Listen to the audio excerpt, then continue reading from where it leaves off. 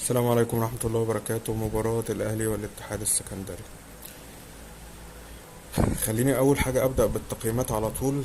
الشناوي 7، شال كرة خطر على خط المرمى في الشوط الأول. محمد هاني 3، ياسر إبراهيم 0، ولو في حاجة أقل من الصفر أقدر أديله أقل من الصفر. ياسين مرعي 2، كوكا 1 عشان الطرد.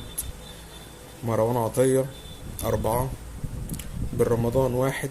كنت ناوي اديله 0 بس عشان في شوطة شاطها في الشوط التاني، فقلت يعني اكرمه واديله 1 لان هو مختفي تماما.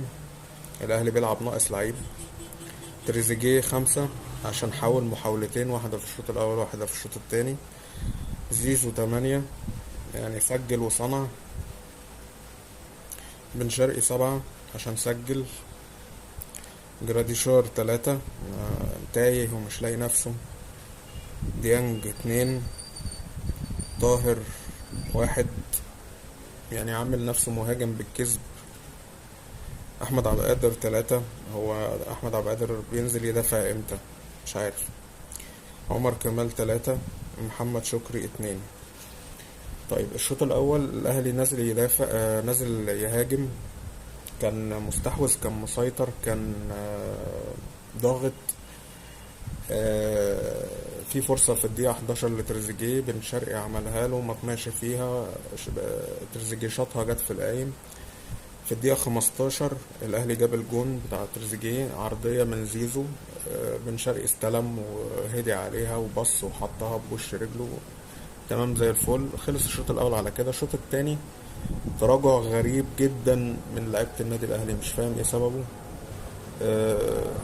اه الاتحاد كان فايق، بس انت برضو اللي خليته فايق جدا. خليت لعيبة الاتحاد بقوا أفوق بإن انت تراجعت، يعني انت بقيت تلعب في تلت ملعبك. فانا مش فاهم ايه سر التراجع ده. يعني اكيد مش يستروب هو اللي ادى تعليمات بان الفرقه ترجع. في حاجه غريبه جدا مش فاهمها. ياسر ابراهيم ثغره كبيره جدا وواضحه في دفاع الاهلي. عنده مشكله كبيره جدا لما بيبقى فيه مساحات، مشكله كبيره جدا يعني. والدفاع كله والترحيل والتمركزات، في مشاكل كبيره جدا في الدفاع. يعني يا ريت دي تتعالج باسرع وقت ممكن.